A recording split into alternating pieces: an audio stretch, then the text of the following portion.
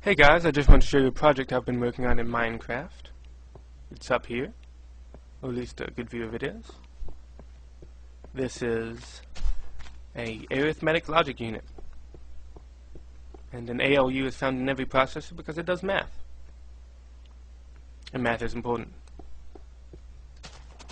It is 16 bits, and somewhat slow and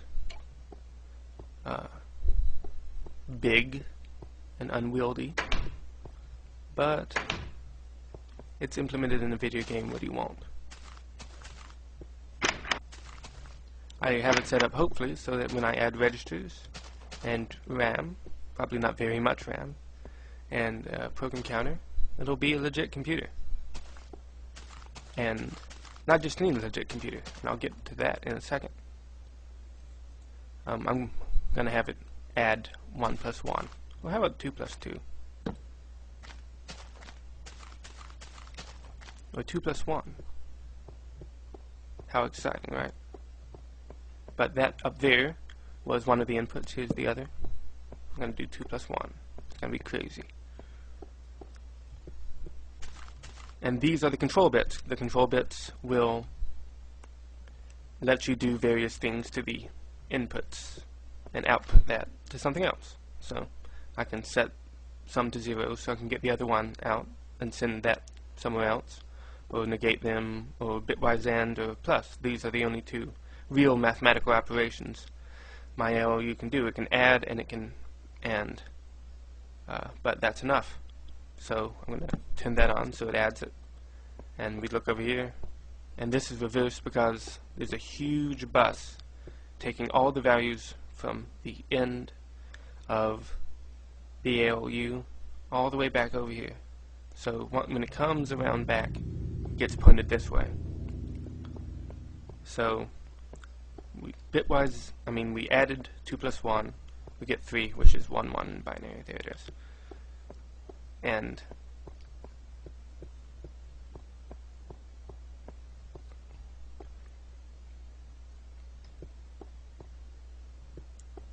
what else? Oh yeah, this is not just any 16-bit ALU. It is a 16-bit ALU which, once the other bits of a computer are stuck onto it, will have like actual support, because there's this very cool book called The Elements of Computing Systems that I read about a year ago, and it has like an example computing platform which is used as a educational tool to let you learn how computers work from the bottom up. And the reason this is relevant is it has a very simple but robust instruction set and machine code and just kind of the specs of the machine. And they're simple enough that I implemented its ALU here. This is it's called the Hack platform, and this is a Hack Computers ALU. So when I connect all the rest of the parts of the computer to this, I will have an assembler and a compiler ready that can read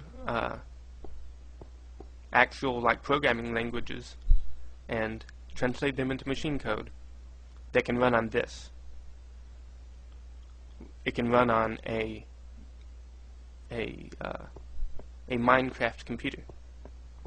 So I don't know if that's been done before. I don't know if there's been one of these video game computers that has a compiler that works for it. But once this is done, this will have one, which will be awesome. But don't expect it to run very fast at all.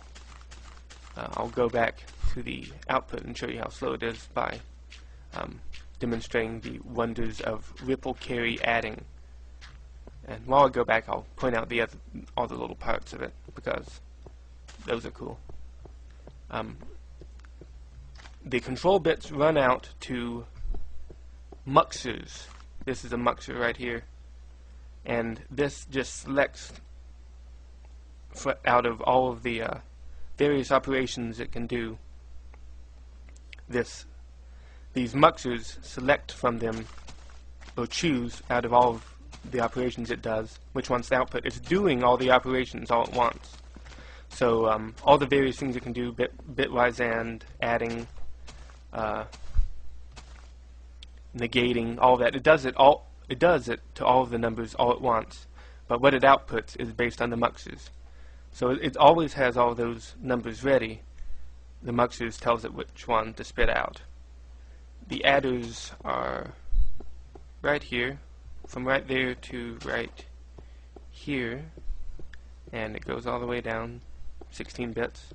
So like here's one, here's another adder, and this is probably the slowest part of the machine right now because it's using something called ripple carry adding, which means it adds 2 bits and then sends the carry down, and adds 2 bits and sends the carry down.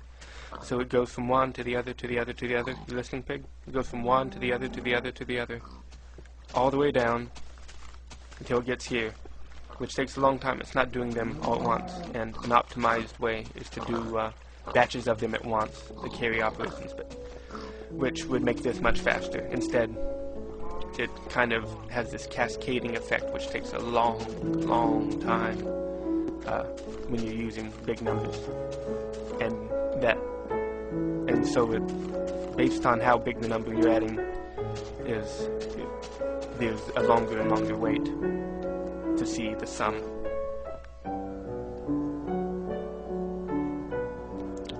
I'll show you that now.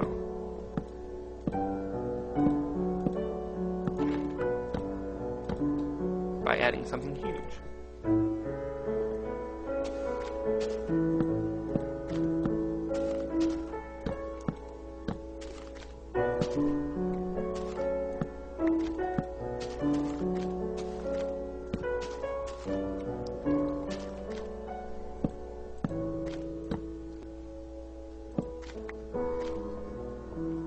So, you see, by the time I've gotten down here, it's already done it. But I'll negate one of them, and you can watch it ripple down. See, there it goes. So the bigger the number, the more protracted your wait for an answer is. But, you know, I'm sure this thing is, you know, not exactly very well optimized. In fact, I'm sure it's just kind of a cluster right now of just bad design practice that I could clean up later. But it's done, and it works. And like I said, I'm very excited about it being an actual platform with actual compilable code that can run on it. That's going to be very cool. So this is probably a big chunk of the work that's done, and everything else is going to be very tedious. The RAM is going to be very tedious. Clearly buses are going to be very hard. That is a 16-bit wide bus right there. I'm going to have to figure out how to get everything in line and wrap around as few times as possible, because a lot of the weight also is this huge bus, because the repeaters add lots of time. But as I build this thing, I'm going to figure out more and more ways to speed it up, and maybe by the time I have all the parts in place, it'll be more than usable, and some of that compilable code you'll actually want to click start and wait for it to finish instead of walking away from Minecraft and checking the answer, you know, an hour from now. So we'll see how the instruction speed goes once I get there, but just the fact that this works is very cool, and the fact that it's going to be something awesome in the near future is something to look forward to. I hope you guys check in later to see this once I have a few other finished chunks done. Thanks for watching.